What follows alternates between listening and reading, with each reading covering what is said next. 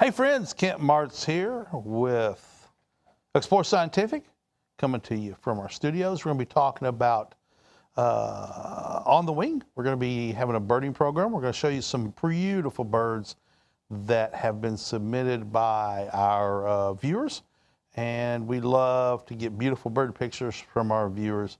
So today's show, this is right now Facebook warm-up for the Amazon Live, and we're going to, at 2 o'clock, just roll right into the Amazon Live. We're experimenting with a different format today, and we're just going to roll back in at the start. And so you'll see the starting screens over again, and straight into Amazon Live we will go. So we appreciate your comments. If you have any shout-outs or things to talk about, go right ahead. Today we're going to be talking about birding programs. So one important tool for birding, and typically somebody that's already into birding, is a spotting scope. So this is the Alpen Apex 20 power to 60 power, which means magnification of 20 power up to 60 power via the zoom eyepiece, and has an aperture of 80 millimeters. So this is a 20 to 60 by 80. It's the Apex series of spotting scopes. This is a fantastic spotting scope. It's waterproof, purged with nitrogen, so the interior won't fog up. There's no moisture inside of it to fog internally. This has a really generous, it's an ED glass, extra low dispersion glass, means it's really high quality glass. It's going to bring in a lot of light, focus it down into your eye through the eyepiece, which is right here. Now, I've got it mounted on this mini tripod. It does not come with a tripod. You're going to have to buy a tripod separately because that's the way it's packaged. How about that?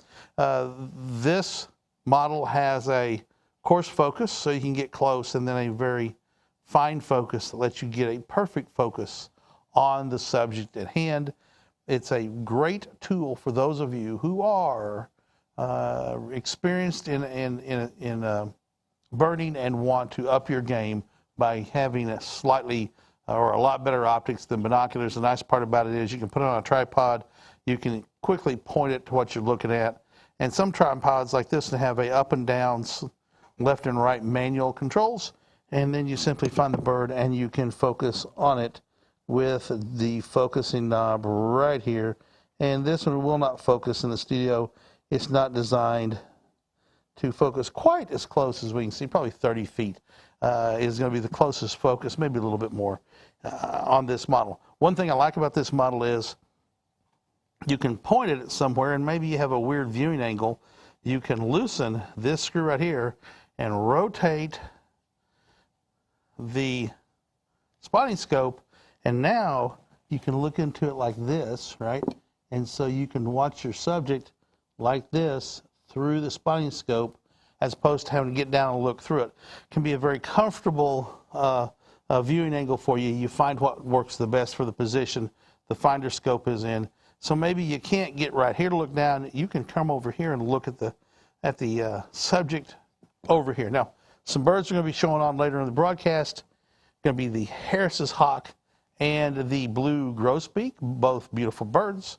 One's a raptor, one's a songbird. We'll tell you a little bit about that as we get into the Amazon Live broadcast. Checking the time right now. Let's see, no comments yet. So if you're watching, we'd love to give you a shout out. Let us know you're there and tell us howdy, and we can thank you for joining us. So once again, this is the Alpen Apex 20 power to 60 power zoom eyepiece with an aperture of 80 millimeters right here. You can see it. It has a twist up or slide up, dew shield and sunscreen. So if the sun is shining at an angle, it's reflecting off the glass, you can potentially shield that from hitting the front objective lens. It also helps keep rain off of and dew from forming on the front glass. This model also comes with this fantastic carry case that goes on here just like this. And the nice part about it is you can still use the device because the end zipper's open. You can see it right here. And then you can access the focus right here. You can even mount it on a tripod because right here there's a slit, and it matches up perfectly with where the tripod comes out. So this also has a strap that you can go over your shoulder and carry this over your shoulder with you in the carry case until you're ready to use it. This is the Alpen Apex 20 power to 60 power by 80 millimeter diameter objective lens. You're going to be able to zoom in from 20 times what your eye sees to 60 times what your eye sees. A really powerful tool when it comes to bird watching, outdoor sports, animal watching, whatever. This would be good for the beach, watching boats go by. Just a fantastic device in a lot of different ways. As I said, it does not come with the tripod that's on it. You'll have to buy a separate tripod for it, but those are out there as well. We don't sell tripods like this, so you can't buy one from us, sadly. So, moving on down the line, and we're going to move to, let's see, what do I want to talk about? Let's talk about a good starting pair. Go to the other end. That was an expensive device for birders. A very inexpensive way, the 8x42 National Geographic binoculars. These are a fantastic entry-level pair of binoculars that you can pick up on the Amazon Live, or I can say this now because we haven't flipped over yet, or go to explorescientific.com and you can pick up a pair of these National Geographic or Alpen, what is it? Alpen, no, it's just Bresser. BresserUSA.com. So you can go to BresserUSA.com and also look at our Alpen and Bresser lineup of binoculars as well. BresserUSA.com. I believe Alpen Optics or Alpen something goes to it as well. But these 8x42 binoculars means 8 power eyepieces right here, 42 millimeter objective lens. Nice, compact, inexpensive pair of really good binoculars. They have been selling like hotcakes. Up.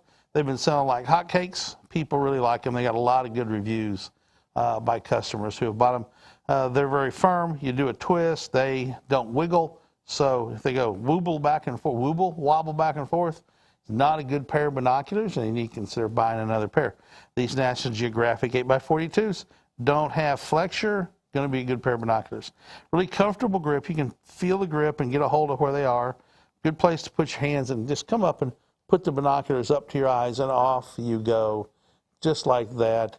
And, you know, the way to focus a pair of binoculars, I go over this every time, is you focus for the left eye, and I do it by covering it up, because when you squint, that changes the muscles in the way your eye forms on your other side. So I do it with both eyes open, cover up one side, get in focus.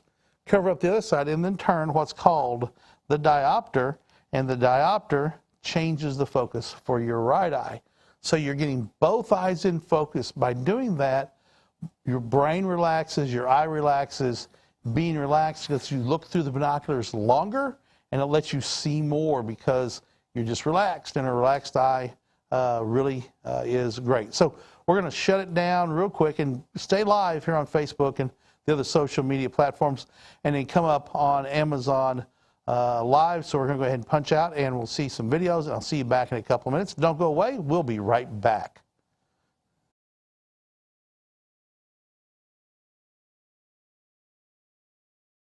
Hey everybody, Kent Marts here from Explore Scientific.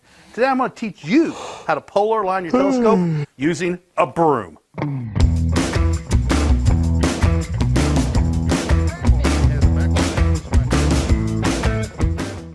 Why do you need to polar align? Well, with a telescope that has an equatorial mount, you have to get that equatorial axis lined up with the rotation of the Earth. And to do that, we're going to start with the tripod. We're going to decide which one of these legs is going to point north, and we're going to set the tripod down so that leg is pointed north.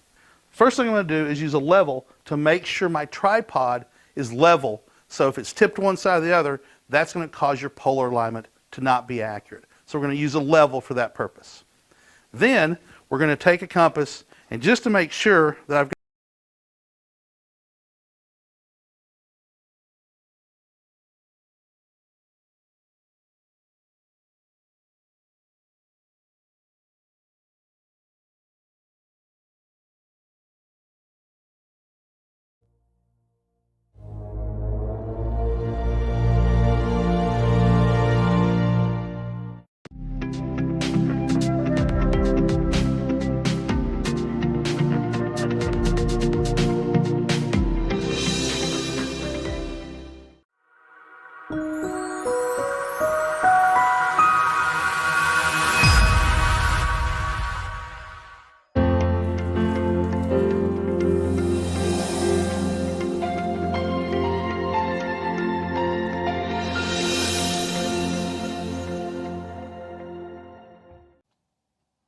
Hey friends, Kent Marts here on Amazon Live. Thank you for joining us. Today we're going to be talking about birds. This is On the Wing, and we're going to show you some pictures of a couple of beautiful birds that readers have sent. We're going to be looking at a blue grosbeak and a Harris's hawk. We'll give you a few details on the range and where these birds can be found. Both are spectacular birds. One is an amazing raptor, the other one is a songbird. So we're looking at today birding supplies, birding things, right? So we're going to talk about binoculars and a spotting scope. I'm going to mix and match here a little bit to break things up. Starting out with the National Geographic 8x42 binoculars. These 8x42 binoculars are a fantastic, inexpensive way to get started in the hobby of birding. Birding means you're going out looking at birds by finding them by their sound or seeing them fly and then trying to identify them. One way to do that easily is that I have a couple of these.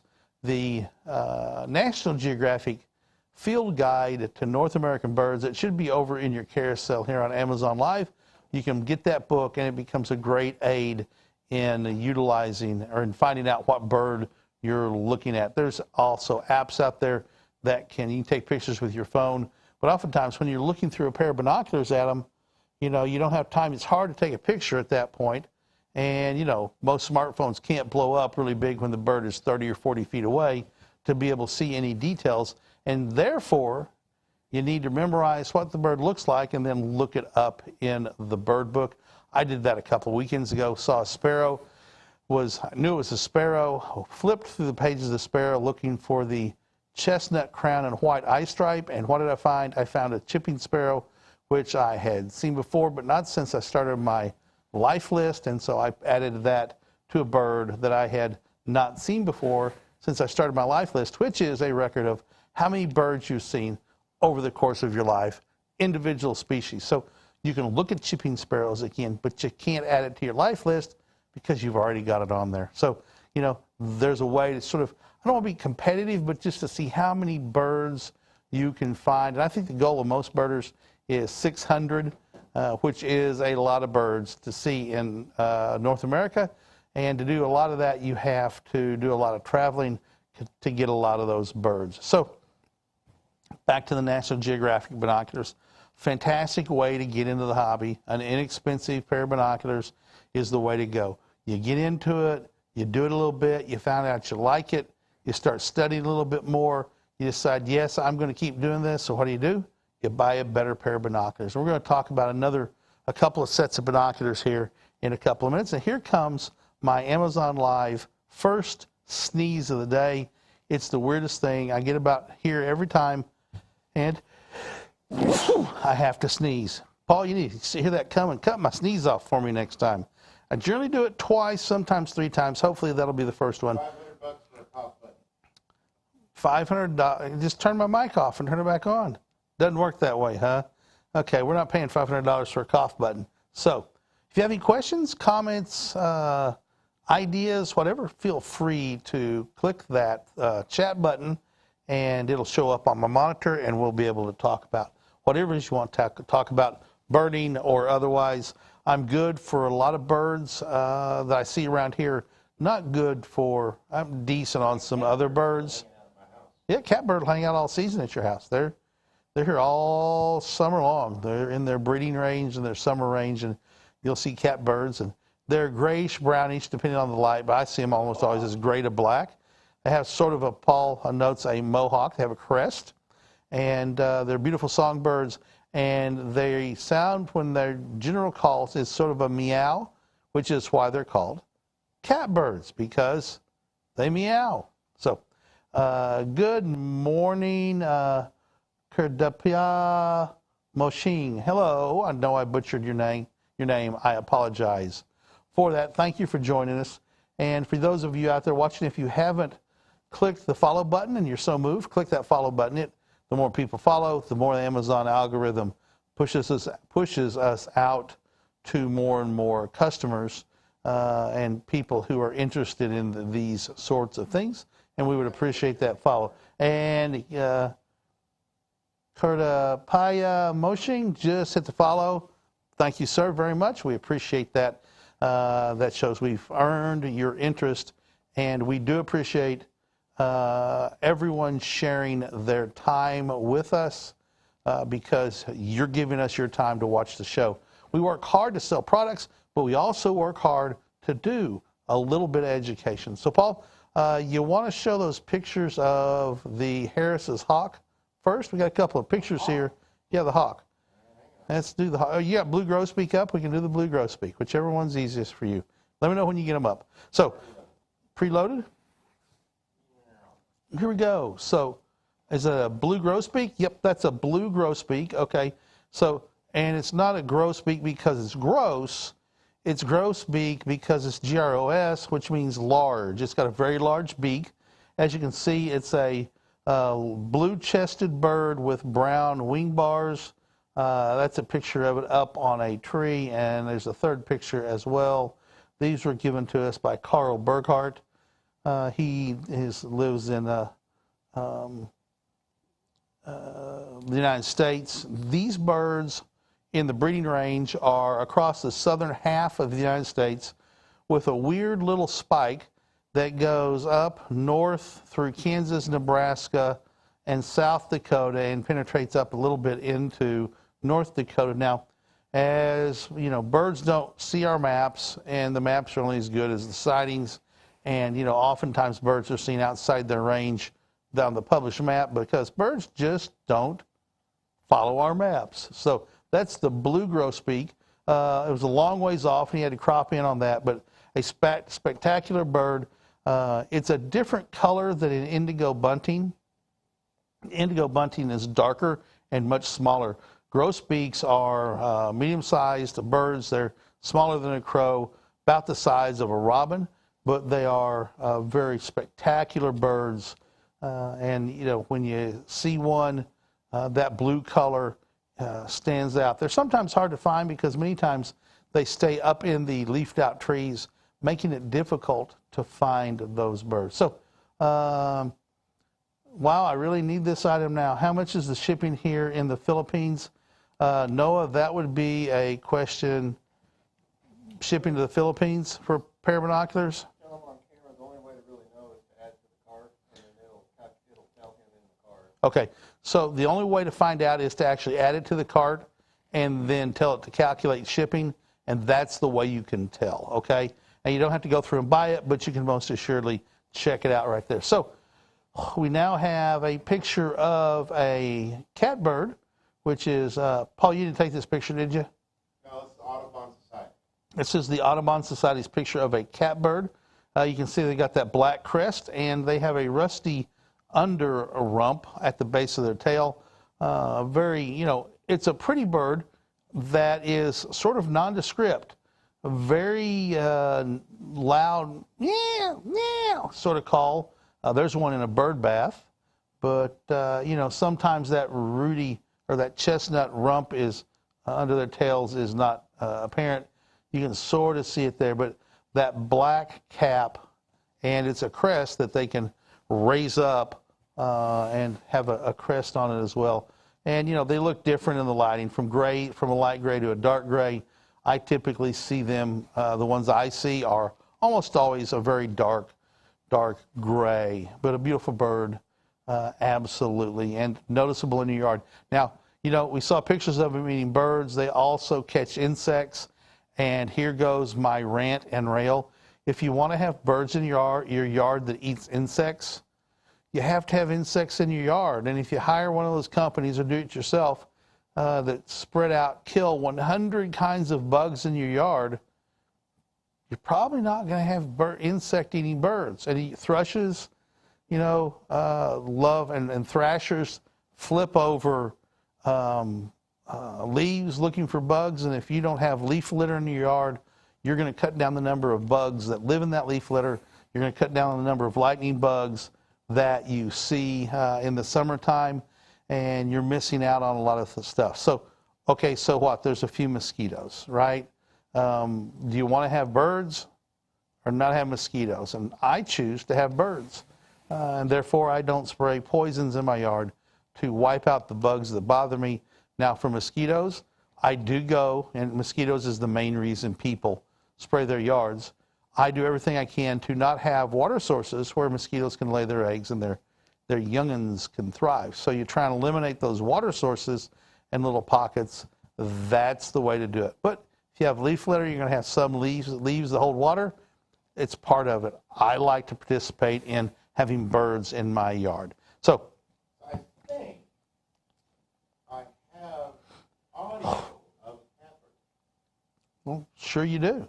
I won't be able to hear it, though. I can turn the speaker on for a minute. Let's see if I can get it in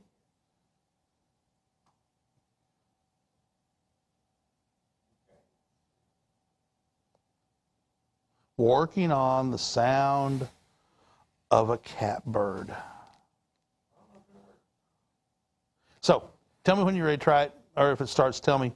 So this is a great pair of binoculars, great starting price. You know, shipping to the Philippines, moshing is going to be probably expensive. But, you know, after you put it in the cart and find out, I would appreciate it if you give us a chat just so we sort of know. So I'll have that kind of idea. We're looking at a lot of code right now, Paul, on the screen, it looks like. So let me show you a little deal about the binoculars. Almost all binoculars will do this. The stuff I have to go through to make your show work. We have an Alpen binocular mount. So what this does is you can unscrew. Ooh, I just touched the glass and got it greasy. Oh, well. That's what happens when you have the show models. So this little thing right here is going to unscrew, and it's going to expose a little hole in there where it came out of. Up, where it came out of. So there, I've removed this so it exposes this hole right here. Now then, I'm going to have to lay them down to do this, Paul. So you want to go back to the wide view? Because I don't have 3 hands. COVID did not cause me to grow a 3rd hand.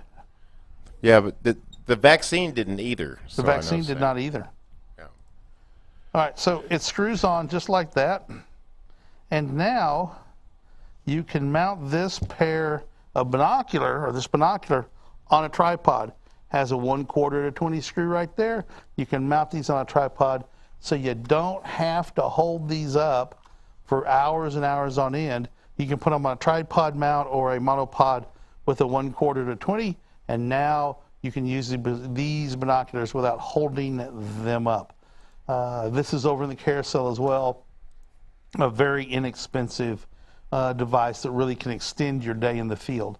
Also over in the carousel is a window mount tripod, so you can roll your car window part way down or part way up, depending on how you want to look at it, and mount a spotting scope or binocular on your car window so you can look out across and see those. So it ties you down a little bit, and you can't be quite as flexible as handheld binoculars, but it also gives you a more steady view. Are you ready for a catbird? Catbird. Let's hear it meow.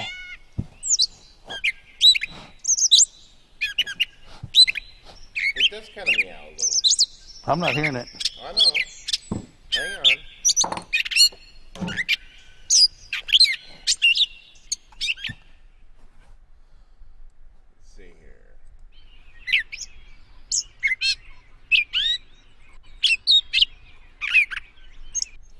That's just it singing.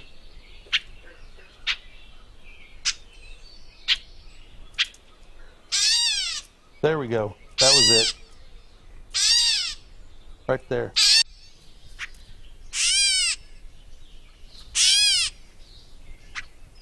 That's a catbird.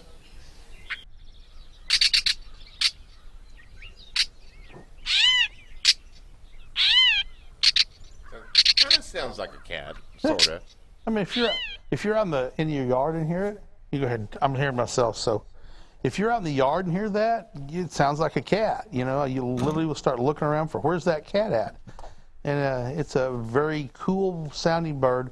Not, you know, blazingly brilliant like the blue grosbeak is, but most assuredly a fine bird that makes most of North America its home. I haven't looked at a Blue grosbeak? Blue grosbeak, Grosbeak. So while you're doing that, we're going to talk about the Alpen 8x26 binoculars. These are over in the carousel as well.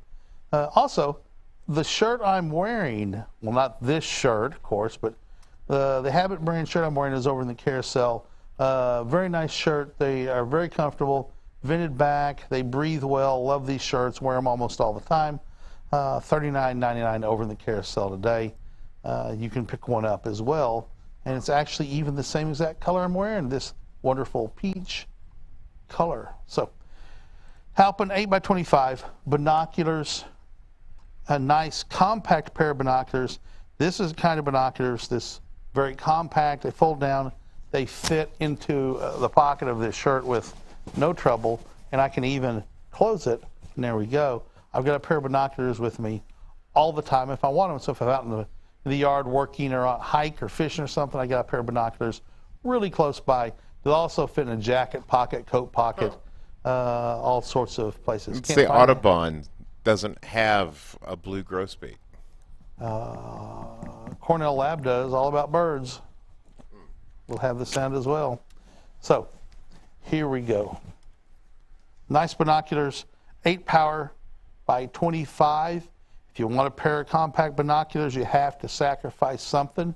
So you still get 8 power lenses, but these are 25 as opposed to on these National Geographics at 42. So you can see they're much smaller in diameter. Because they're much smaller in diameter, they're going to gather less light. One of those trade-offs between, compact, light, easy to carry, and a lot of light gathering capacity. Just like anything else, if you want a vehicle that will carry firewood, you probably don't want to buy a fuel-efficient electric car. You're going to have to buy a pickup truck. You guess you could buy an electric car with a hitch and pull a trailer, but that's an interesting modification for an electric car. Point being, binoculars are tools, just like some cars are really great for racing and other cars are good for getting groceries and a really high gas mileage. You got to pick what you want. Gary Dark started following us. Thank you very much, Gary. We appreciate it very much. We are humbled by earning that follow from everyone who gives us one. Thank you so much. So the Alpine binoculars, these are waterproof and they're purged. They are very well built. They have a rubberized surface. Now you can put a neck strap on them. I just don't, because then they just sort of get in the way up here on the stage. And it also really comfortable pair of binoculars to view through. Same thing. Surprisingly bright, by the way, for being such small binoculars, small in diameter. That's because the coatings on these are engineered to transmit absolutely as much light as possible and give you really good views through the binoculars. I'm going to focus my left eye. Now I'm going to focus my right eye by turning the diopter. Get my fingers on it here and turn the diopter until I get it into focus. And there we go, going slow. Now come back to it. Pretty good right there. It could be a little bit better, but there we go. Noah looking at what he's working on and reading some code he's working on. So anyway, Noah's over there. He's Marketplace Menard. He is the guy that keeps the Amazon platform for us up and running. Here goes Le Bleu Grosbeak. This is the female of the blue grosbeak. Well, which will sound different than the males. Usually. They even have a video. So the picture you're looking at right now, if you just saw it and didn't notice how big the beak is, you're going to think that that is possibly a house finch or purple finch. Either way, it's not, because that bill is so much bigger, and the bird is bigger as well. There we go. There's a blue grosbeak. They're about the size of a robin, so they're good-sized birds. By no means little. And what the heck is he eating? Sir? What the heck is he eating? Seeds. They'll eat insects too, but that beak is designed for crushing things. There's a female right there. A lot of female birds are nondescript brown or a little bit yellow. This one is sort of yellowish. They got to hide so that predators don't eat their eggs. Female cardinals are one species where the cardinal, the male cardinal is bright red, and a lot of people attribute seeing it to their love of start of bird watching. The female cardinal in its own right is a beautiful bird, and in some respects I think it's more beautiful than just the spectacular red because of the other colors that it has. And the female cardinal actually will sing more than the male cardinal does. But here we go. So we've been playing the blue grosbeak sound. No, there's not any sound. Okay, so there you go, blue grosbeak, beautiful bird. If you live in the southern half of the United States, it's not been a really bird everywhere, although that's its range. But its range and numbers have been expanding. So we're starting to see more and more blue grosbeaks. They're birds of the woods and some, near wood lines and brush lines. Look here. A spectacular bird. You got it? Yeah.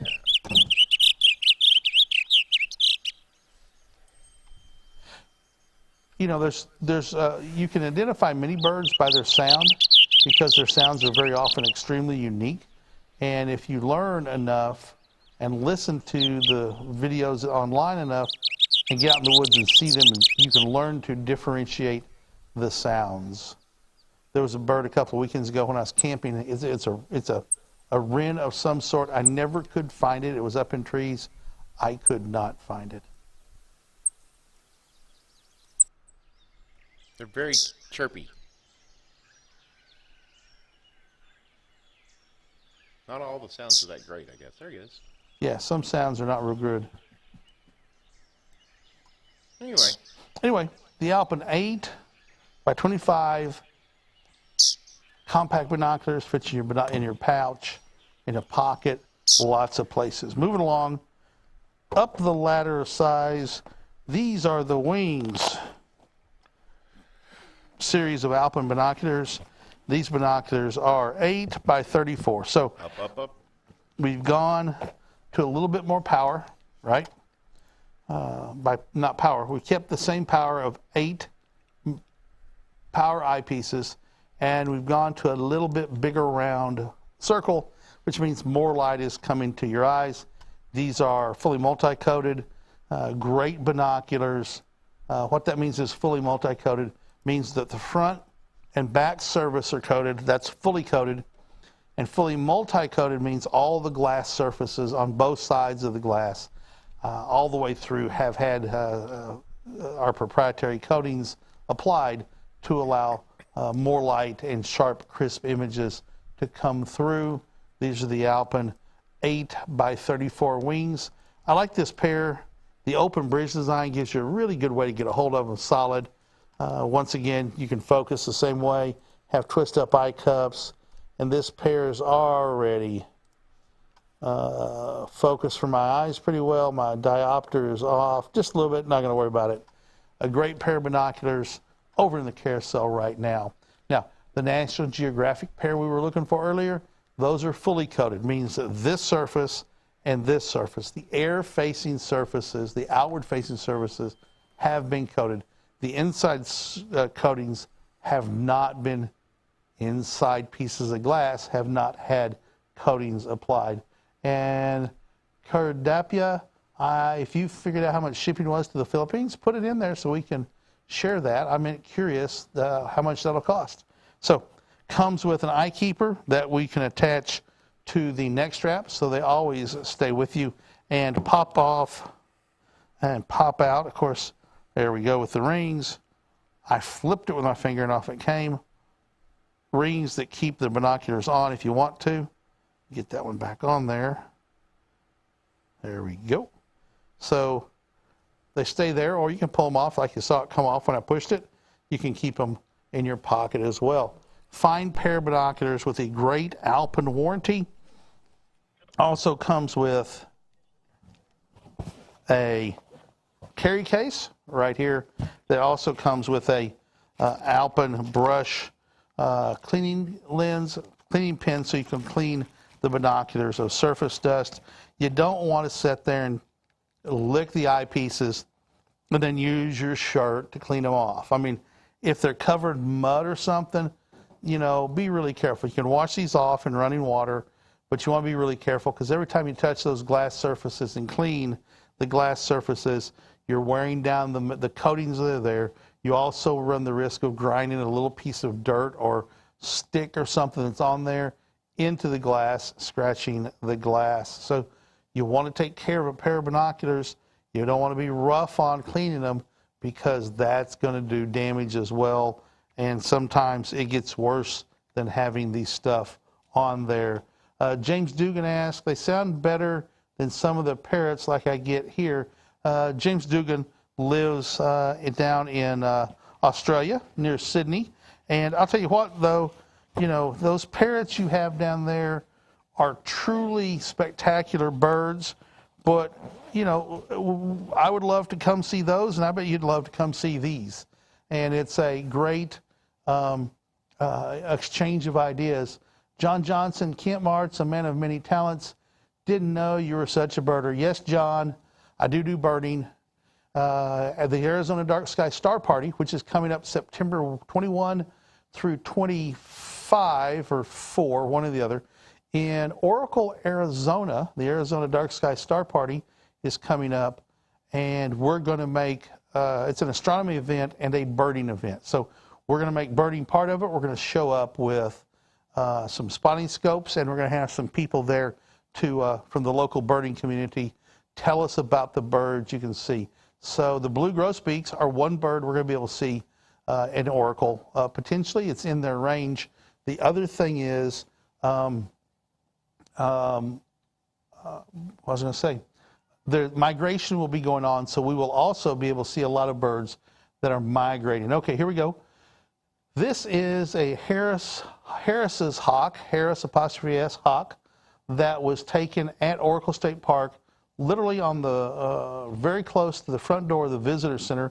Mike Wiesner, a great friend of the company who is helping with the Star Party, was up there doing something, stepped out of the door and had his camera with him and went to taking pictures of the Harris hawk. As you can see, that you could term this bird lanky. I suspect if you ever think of what lanky means, long legs, this bird has spectacular long legs.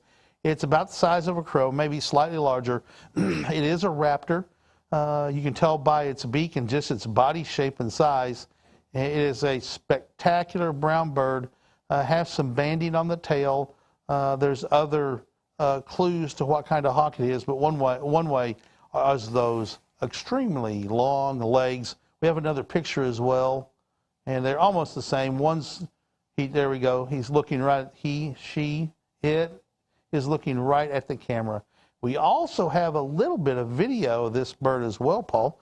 You want to? There it is, right there.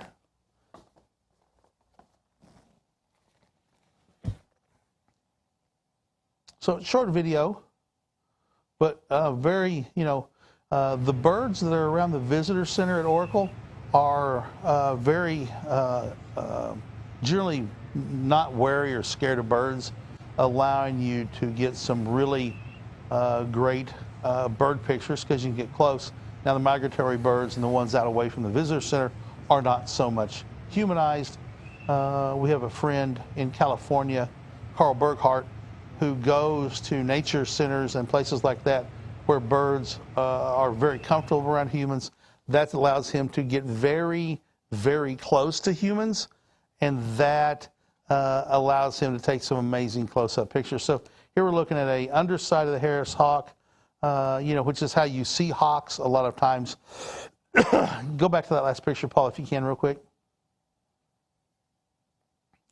That picture, you see the red pattern on the underside of the wings, the white tail, and then that black sort of triangle or half moon on the end of the tail, and then the white tipped. That's an undersized, bottom view of a Harris's hawk. And there's another one as well. Just a spectacular bird. They hunt communally, so there will be flocks of them that will gather. Sir? And this is courtesy of ebird.org. ebird.org. So It's another nonprofit birding. The Harris's hawk will hunt in packs and cooperatively gather their prey. You know, if they have a flock of birds, they'll corral them together and then swipe through and hunt. So just all sorts of beautiful Harris's hawk photos. So moving along. Another pair of binoculars. We're doing binoculars here for a little bit. These are the Alpen 10 by 32s. And they are, get those off. These are in the, what series are these? No, these are the Condor 10 by 32s, excuse me. These are the Condor 10 by 32s from Bresser. They have a little bit more power, 10 power eyepieces, not 8, 32 millimeters across. So everything's a trade-off like I talked about a while ago. This pair of binoculars is a fine pair of binoculars. All of our binoculars are a fine pair of binoculars. You just got to study and get something and start, right? These are a little bit more expensive than the last pair we looked at. We're going from lowest power or lowest price to highest price. As you get higher prices, you get better prisms inside to make the light bounce around and come through and get magnified. You have better prisms, better glass, better coatings, better metal bodies. You know, there's all sorts of things you get when you spend a little bit more money. Turbo Guy, wow, this is interesting with 4, count them, 4 exclamation points. Thank you, Turbo Guy. You know, we're going to start talking about birds during the show more and presenting pictures that people have sent in to us, you know, from around the country and around the world. We have people from Europe that send in pictures. We have a regular from the United Arab Emirates he's going to start taking some pictures or has talked about it. That would be Tariq. Beatrice Hines in Belgium has sent us pictures. Pekka Hautala in Sweden has sent us some pictures of birds. It's really, we love to get those birds pictures sent to us. If you want to know how to send us bird pictures, you can put it in the chat and Noah will answer you. Or you can go to Amazon.com's Explore Scientific store and contact the seller and we'll arrange for how to get those pictures to us. It's very simple. You can just email them to a specific account. So, great binoculars. I really like the feel of these as well. You know, some feel sort of weird. All nice, small, compact. Not so compact I can put them in my pocket, although, frankly, pretty darn close. Let's see. Can I get it in there? Push them. No, I'm going to rip my pocket. Not going to do that. Close to fitting, but great for a pocket. Has the keeper rings that keep them on, and you try and twist it, and there's no give at all. So these are a fine pair, well-assembled binoculars. The bridge, the joint is always the weak point. This allows them to be a serviceable, long-time pair of binoculars. Take care of these. They're going to give you potentially decades of service. So, same process. Focus your left eye, has a diopter.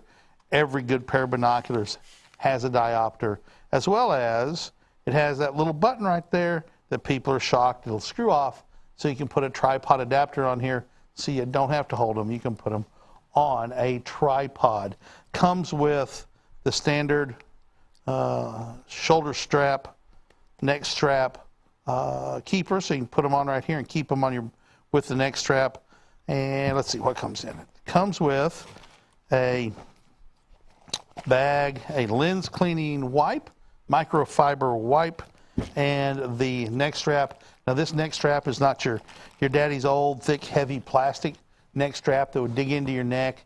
This is probably 1/2 inch wide, not that 1/4 inch or even smaller, that would dig into your neck. I, you know, after carrying a pair for a couple hours, came to not enjoy it being around my neck when I was out birding with my dad as a much younger man. My parents would go on Sunday drives when those were a thing in the United States, and we'd go out in the evenings and drive around the country looking for birds. And great memories of that. And I can remember my mom's excitement every time she saw a painted bunting or an indigo bunting. Those were the two that would just make her exclaim with joy. She would squeal and get so happy. So great memories of growing up birding and have begun to do more of that. And we'll plan on doing some when we go up to the Nebraska Star Party, which is up in close to Valentine, Nebraska. Very, very dark skies. If you have ever thought about going to a star party in the middle of summer, the Nebraska Star Party has tremendous dark skies because of all the fires out west. The last few years, smoke has been somewhat of a problem, but it's still a couple of good nights generally seen, and you get together with people and expand your community. So if you ever thought about it, July, it's the last full week of July, and so if you want to do one in the summer, you can do that. Otherwise, the Arizona Dark Sky Star Party is out there as well, so you know how to figure out where that stuff is. Do you want to hear what the Harris Hawk sounds like? I bet it sounds like, as best I can do a hawk. So let's listen to the old. I'm not Sure that was close. Huh? That's let's right. let's listen to that Harris's hawk. Okay, here we go. Let's see here. And put that up there.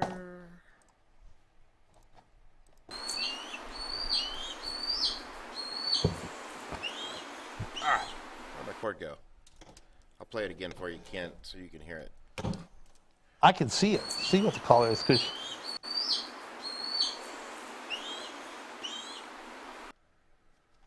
Right? hawk calls.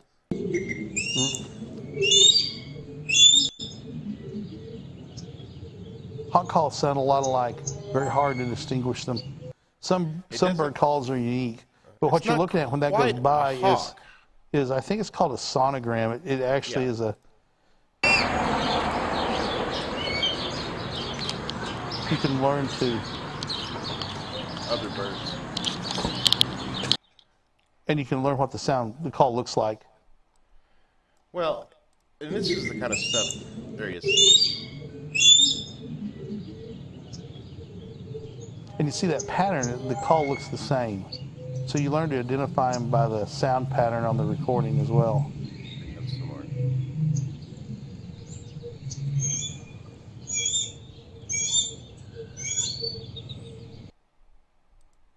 Interesting.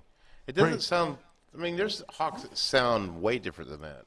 Oh yeah, I mean they sound different, but you know it's one of the things you've got to listen to them. Go ahead and turn it off so I don't hear the echo. And Let's it's go to cool to play see one what the more. sound looks like when it's projected like that onto a graph paper to see what it looks like as well. Do you So- want to know what your sound looks like? Oh, it looks terrible. I know. No, it doesn't look terrible. Oh, just looks like sound, most assuredly. All right, so Turbo Guy, we appreciate you again your comment. Thank you very much. For those of you who are watching, if you haven't clicked that follow button and you like what you're seeing, click it. We have broadcasts generally every afternoon at 2 o'clock Central Time talking about the products we have. Mondays is How Do You Know, a science program. Tuesdays are fun toys and things that we sell. Wednesdays is First Light Chronicles talking about starting in astronomy. Thursday is On the Wing, so here you go. And Friday is Focus on Astrophotography. We won't have one this week because Tyler is traveling on company business, and Tyler is the person who hosts that show, so we probably will not have one this Friday. He'll be Join us he'll from be- in the field. He'll be in on a flight just about that time, or at least in an airport, catching a flight to come back. So doubt if he's going to want to do that. So here we go. The Alpen Shasta Ridge 10 by 42s. Now, these are the new Shasta Ridge. Alpen was a brand that we bought back in 2018, and when we bought them, they had gone out of business and been closed for a few months, and their inventory was gone. They hadn't restocked, and we got their name, their URL, and their price list basically for 2018, and that was all we got. So they had been shut down long enough in production that the factory where most of their binoculars were made, or many of their binoculars were made, had shut down, and their molds and processes were gone and couldn't be recovered. So we re-engineered and updated those binoculars. It came out with the Shasta Ridge 10 by 42s. Now, these Shasta Ridge binoculars, these are spectacular for the price point. So as I said, they're 10 by 42s, but you look through them, and as opposed to another pair of binoculars, you look through them, and they're just brighter. They're crisper image. The more you spend, the better the image, the crispness, the bright crispness, not Christmas. Crispness and brightness that you see. And so like right here, I'm looking over on Noah's computer, and you know, the previous one, I could see, I'm having trouble getting my interpupillary distance right there we go. So he's right now looking at an Alpen Optics Bresser page right now and checking a content, it looks like. The other ones I can see, but these, it's no struggle at all to look over there at Noah's screen and read what's on his screen over his shoulder. But shh, nobody telling him I'm doing it, because then he'll get all weirded out by it knowing I'm looking over his shoulder from 20 feet away. Although he can hear me talking right now. So there you go. Say hi, Noah. Hello. He said hello. So comes with a nice carrying case. All come with nice carrying cases, but what I really like at this point, when you get to this price point in Alpine binoculars, you end up with getting a nice and stretchy neoprene neck strap, shoulder strap with some anti-skid on the back. I would love to have had this when I was growing up, traipsing through the woods with my dad, carrying my own pair of binoculars, and you're seeing some roll right now, of one of our employees out doing some outdoor birding. It's a slightly different pair. I think that may be the one upgrade. These are the Apex, yeah. These are the Apex. So the Apex are our, I believe the highest peak, the apex of everything. So there we go. But gets the idea. They're waterproof, fog-proof, great day out in the field. You know, obviously you don't want to go scuba diving with them, although we've talked about actually doing that for a commercial, just to show that they are waterproof and can handle down to, you know, a few feet underwater. Fog-proof. Have a guy go scuba diving and look through them. They're fog-proof because they're waterproof. Just because they're waterproof doesn't make them fog-proof, but these are purged, so which means there's been an inert gas, I believe it's nitrogen, might be argon, but I think it's nitrogen, is submerged in. That forces all the air out, and with the air goes all the moisture, because argon and nitrogen are inert, dry gases. They don't hold moisture, whereas air can hold moisture. Those gases cannot, and therefore when all the air goes out, all the moisture goes with them, and then they're sealed up. And now when the temperature happens and they would internally fog, all that moisture would turn into fog and stick to the glass elements on the inside. Doesn't happen because they're waterproof and fog-proof. Well-engineered pair of kit right here. These are the Alpen Shasta Ridge 10 by 42. They also come in, I believe, 8 by 42 as well. I grabbed the 10 power because I like the little bit extra power. You're a little bit closer to things you're seeing. But 8 by 32, 8 by 42, 10 by 42 are really in the wheelhouse of the birding sized binoculars. They're also good for sporting events, hiking, going out in the mountains, great for astronomy if you want to go out and look at the moon, or if you live in a dark enough site to look at stars and things called Messier objects. Fine pair of binoculars for that as well. So last pair of binoculars that we have today are the Teton, which is the next to top model, I believe, and then we go to the Apex, the pinnacle of the brand. Finally Did you get the video? I got the right one for once. So he found his video. I think he's going to roll that beautiful bean footage. With you on, of course. See, those are the right ones.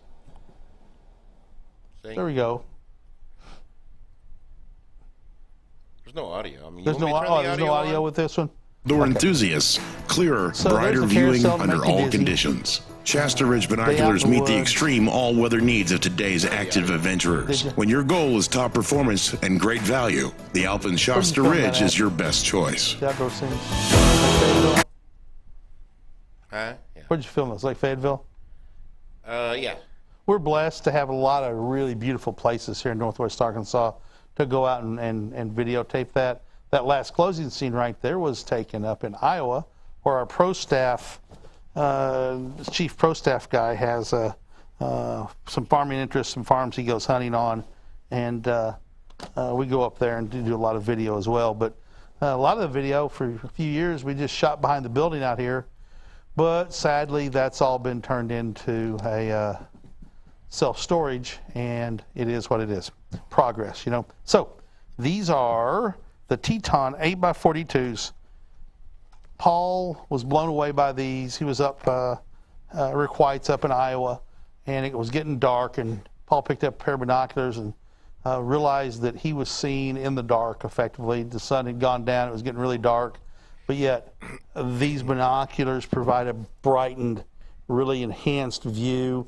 They're not night vision, but by golly, they see out into deep shadows out in the woods, and the crispness of these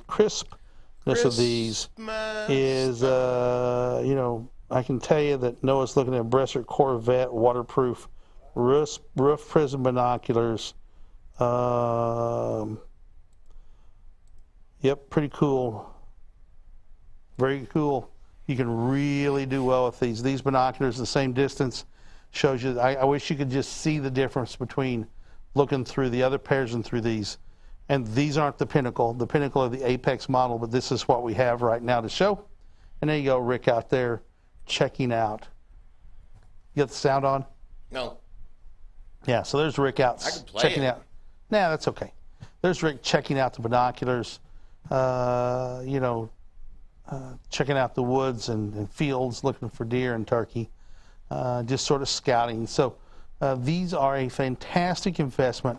If you've been into binoculars for a while and you're thinking about an upgrade, these are not the most expensive ones out there, but you can compare them to other brands, and we're excuse me, we're significantly lower price. We choose to be that way. They're high quality, well engineered binoculars, spectacular views, and we're going to save you some money.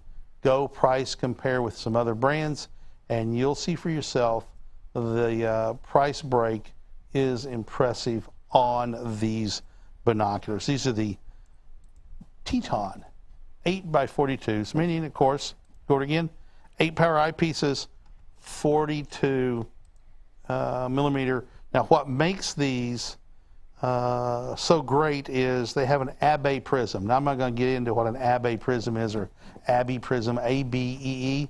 You can look that up, but it is a special prism that transmits more light. It's better glass, it's bigger, it's heavier. That's why these are bigger, because they got bigger prisms, heavier prisms.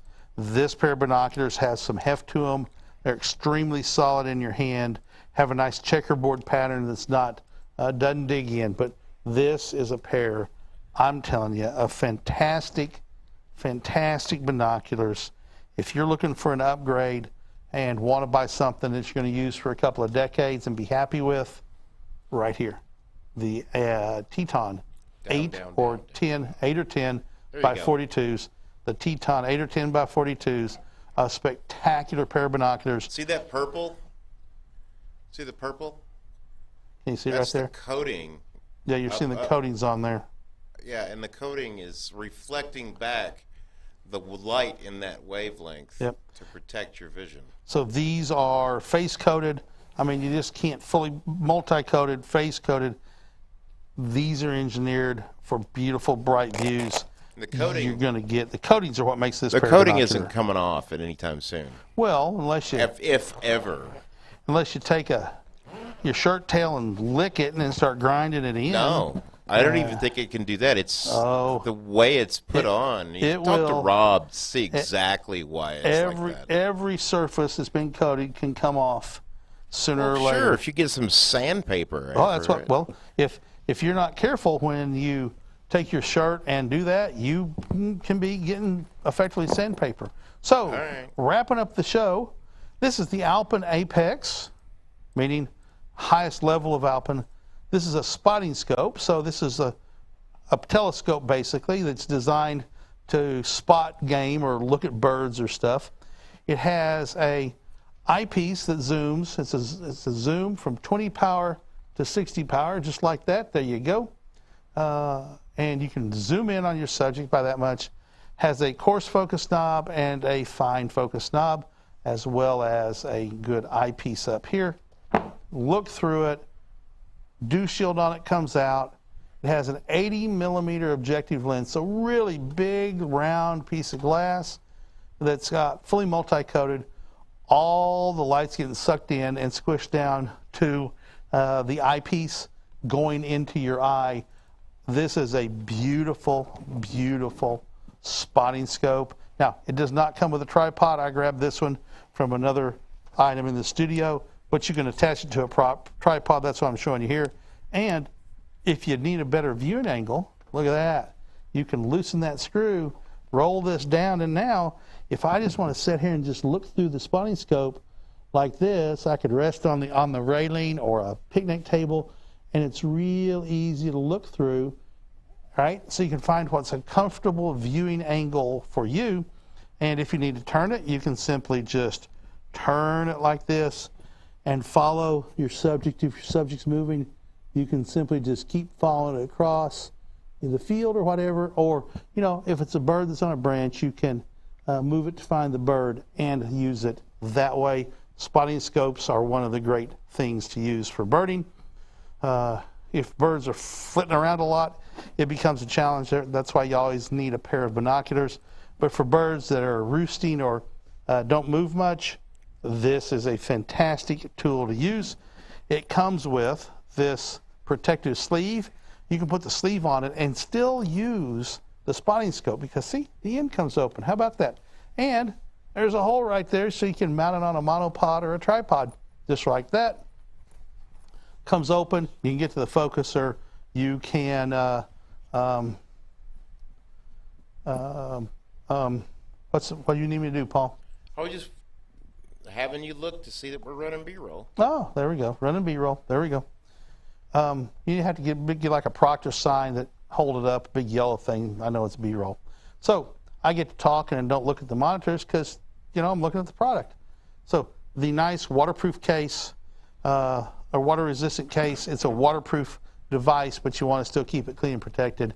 So you're going to get a lifetime of use out of this. You got to protect it. So there you go. You're seeing all the things on it, and it comes in a really big, nice box. Big thing like this comes in a big box. So we're about see how my yard Yep. in the middle of town looks like the woods. Yeah. Well, because it is. You only mow your yard once a year. That's not true. I had a house, and it was basically in the woods in town. And most years I mowed my yard 3 times. And good. It was just fine. Nobody, it was just, a little bit of grass and shade and what it is. Birds galore, birds galore. What it is, see here. Most of my yard, all these, let's see, go back right there. Those are all those Texas strawberries. They're really bitter strawberries that you don't eat. Yep. But they grow like crazy. Which makes a great ground cover. It's a natural ground cover. You're going down the road. Natural yard's the way to go. Turtles hide in there. When you have all one kind of grass, it's called monoculture. And people complain about having monoculture agriculture, and then they have one species of grass and they put fertilizer and stuff and bug killer on it, and they don't complain about monoculture grass. But, mixed grasses, native grasses in your yard do the best.